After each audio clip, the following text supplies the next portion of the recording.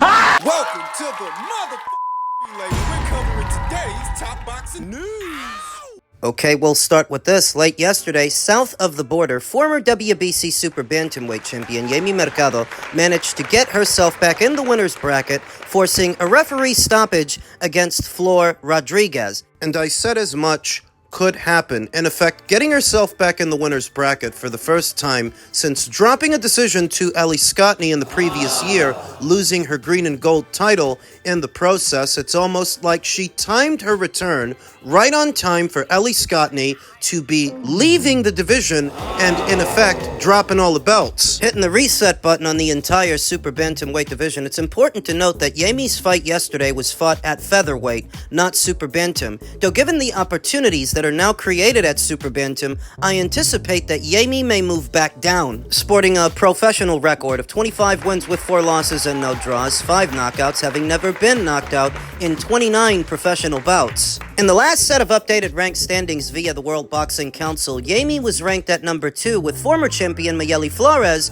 ranked at number 1. But because Yami's actually had a rebound fight recently, and Mayeli is still coming off a loss, it's conceivable that in the next set of updated ranked standings, Yami may come in ahead of Mayeli. She may come in at number 1, right behind Sky Nicolson, who still is WBC interim champion. There are 2 ways that this could go. The World Boxing Council could choose to elevate Sky to full WBC champion straight away, now that the title is vacant, or they could order a fight between her and either Yamileth Mercado or Mayeli Flores. I think it's gonna be Yami. Outside looking in, it always seems like Yami's had a much better relationship with the World Boxing Council than, say, Mayeli Flores. I think Yami is in with the right people, and I think it's her that's going to be challenging Sky for the green and gold title. If she does, what are her chances of victory? And what are Sky's? Wouldn't be the first time that Yamileth Mercado found herself opposite the ring, a Matchroom fighter, a Matchroom alum. I remember when she fought Ramla Ali. I remember when she beat her. And how she beat her, by coming forward and being aggressive, just like she was yesterday. Throwing punches in bunches and outworking the other fighter. I anticipate that's what she's going to try to do with Sky Nicolson, who's not big on power, doesn't really mix it up on the inside, likes to stay on the move behind her lead. She's going to try to put the pressure on Sky, and Sky might struggle with that. She struggled when Tiara did it, and she might struggle when Yami does it. With the difference being that Yami's a bit slower on her feet than Tiara Brown, and certainly slower than Sky Nicolson. So Sky's gonna beat those feet, create space, pot shot from the outside, and try to slow the fight down. Doesn't mean that she won't struggle in spots. She very well could, as Yami's gonna throw caution to the wind, barrel forward, throw punches and bunches, and try to outwork her. Sky Nicolson, being a pure boxer, they often struggle with that. Understand that even if this is a winnable fight for Sky Nicolson, that doesn't make it an easy fight. And that's going to be the story of her entire Super Bantamweight campaign. This is a very deep division with a lot of fighters in it that can push Sky Nicolson just as hard, if not harder, than Tiara Brown did. Maybe Yami isn't the fighter to beat Sky Nicolson, but she can definitely push her. I expect the fight between them to happen sometime later on in the year. I don't know that it's going to be Yami's next fight, or Sky's. But I do expect to see the fight happen before the year is out, towards the end of it. Congratulations to Yamileth Mercado for getting herself back in the winner's bracket, and quite predictably, she's going belt hunting. Elsewhere in the world of boxing in the welterweight division, Shakram Giyasov contends that Rolly Romero is scared. Giyasov has long been the number 1 contender for Romero's WBA title, though a bout between the two hasn't come to fruition. As a result, Giyasov will instead face Jack Catterall for the vacant WBA regular title on Saturday as part of the Glory and Giza card in Egypt, which is headlined by Alexander Usyk versus Rico Verhoeven. He's scared of me, Giyasov said at the final press conference on Thursday. He's running from me. Romero was elevated to WBA Super Champion on Thursday. The WBA has sanctioned Giyasov versus Catterall for the vacant regular title and ordered Romero, 30 years old, to face the winner within 180 days of Saturday. Though nobody really expects the WBA to strip Rolly Romero if that's what it comes down to. Romero won the regular title last year on the rings card in Times Square, where he upset Ryan Garcia by UD. The North Las Vegas, Nevada native was elevated to full champion later in the year after Jaron Ennis vacated his title and moved up to junior middle. I have more motivation, Giyasov said. I've waited a long time. I've waited 8 years for this day, this fight, this belt. I'm ready. Giyasov will fight for the first time since April of 2025, when he beat Franco Ocampo by 4th round knockout with a body shot in Atlantic City, New Jersey. That knockout win was Giyasov's first since 2021. The 32-year-old contender from Bukhara, Uzbekistan, is the ring's number 7 ranked welterweight. England's Catterall is the ring's number 10 welterweight. He is also ranked number 1 via the WBO and number 6 via the WBA. Catterall, 32, has won 2 straight fights since moving up to welter. He is coming off of an 11th round stoppage of Eko Essuman on November 15th in London. You hear Shakram Giyasov talk about the version of the belt that he's fighting for, and it sounds like he's under the impression that he's fighting for the real one. He's fighting for the full one. I don't think these fighters realize what this actually is. When you hear him say that he's been waiting for 8 years for this moment, you've been waiting for 8 years to fight for a lesser version of the WBA title, because that's what you're getting. You're not getting the version of that title that you can unify, the one that makes you the full WBA champion. Giyasov said he's a good fighter of Catterall. He's a good boxer. He's a good man. I respect him, but I'm also ready for a long time wanting this fight all of my life. I'm 100% ready. Ready to be given the runaround again? Because that's what's happening, even though you don't realize it.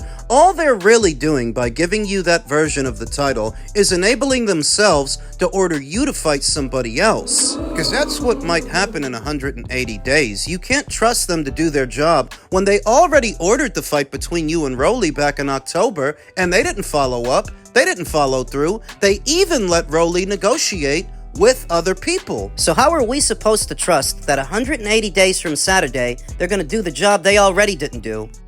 Say what you want about sanctioning bodies, and we could probably spend an hour talking about this subject throughout the rest of the evening, I guess. But look, the WBA did the right thing today by elevating Rolly Romero, its welterweight champion, to super champion, so that Saturday night's fight in Egypt at the Pyramids of Giza between England's Jack Catterall and Shakram Giyasov, who has waited patiently for a title shot for so long, have the opportunity to fight for a WBA belt. Now, this may be something to do that helps with inflated sanctioning fees. I don't know. I'm not going to get into all that.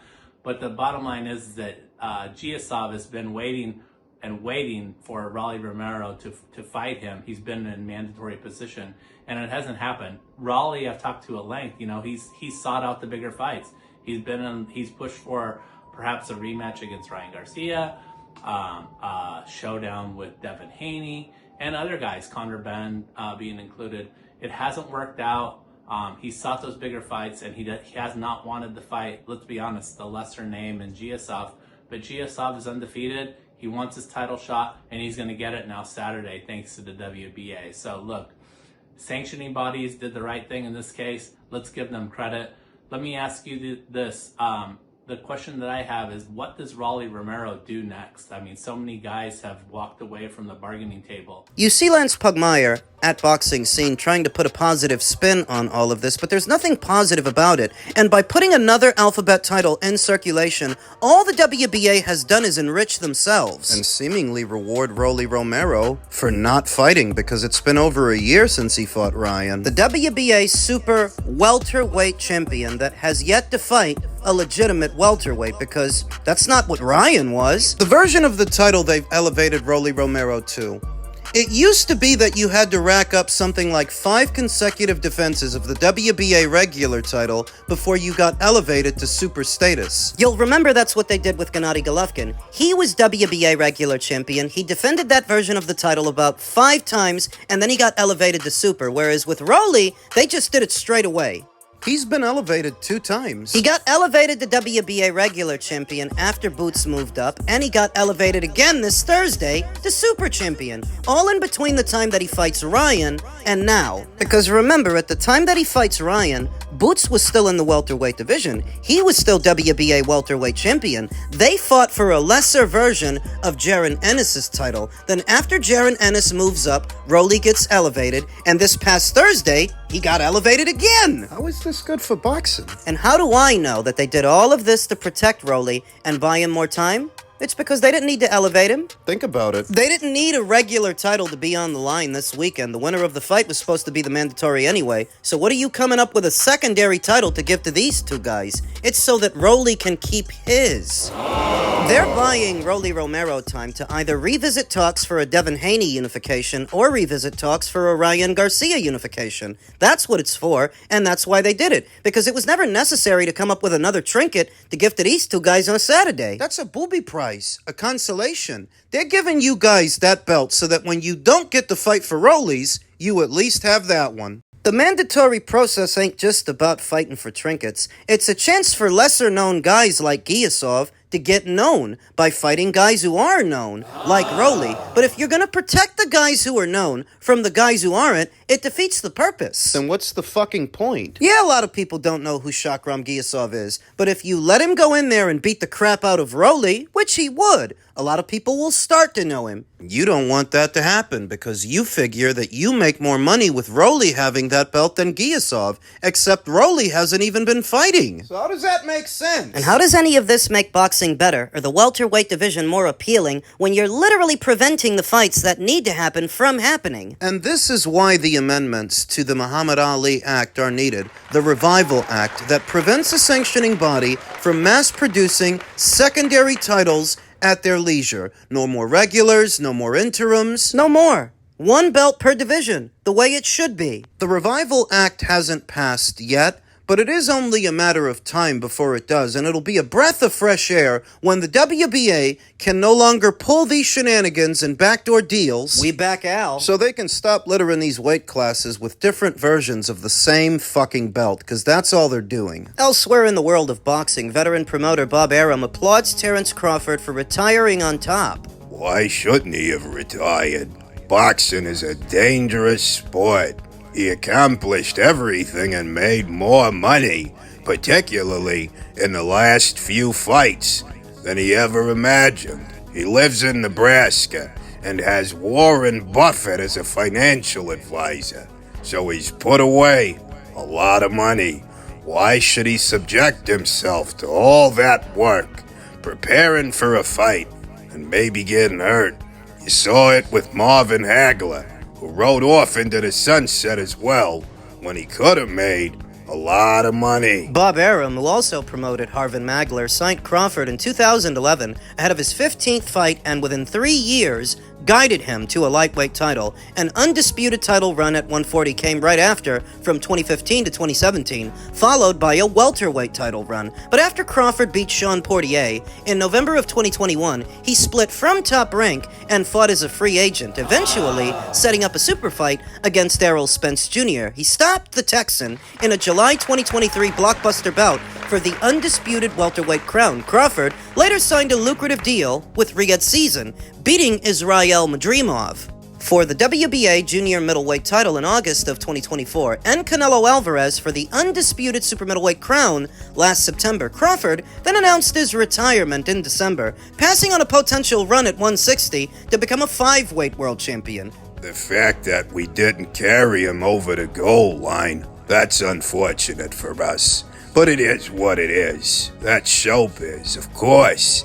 I'm genuinely happy for him because we're largely responsible for his success. He was a non-entity when he first started with us, but our matchmakers discovered a rare talent, and we brought him along correctly, so we're very proud of that. At Top Rank, they don't try to make you look good so much as be good, and their matchmakers match their fighters a certain way to either reveal how good they are or how good they aren't. Top Rank definitely had a hand in guiding Terence Crawford to becoming who he became, but the relationship didn't end on good terms. In November of 2020, when Crawford stopped Kell Brock in his penultimate fight with Top Rank, Arum quipped, The question is, do we want to keep him? I could build a house in Beverly Hills on the money I've lost on him in the last 3 fights.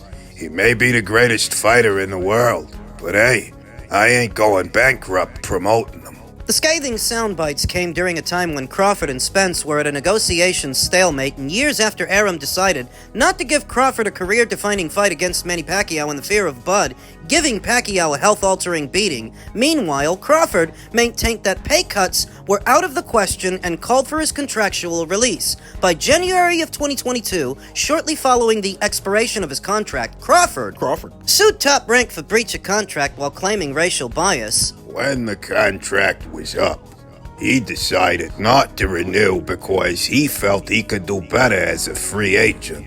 So I'll never ever fault him like I would for a fighter who breaks a contract and walks away. But all's well that ends well. Crawford retired as an all-time great with accolades, faculties, and financials fully intact, and Arum applauds him for a Hall of Fame-bound career. That's the way greats should retire. Absolutely. But it's rarely the case. I've seen a lot of fighters come and go in my time as a boxing fan, and what really accents Crawford's career to me, it's not just his fighting ability and skill and things like that, surface level stuff. The running theme with Terence is that he did it all his way, and in the end, he turned out to be right. It worked out for the best.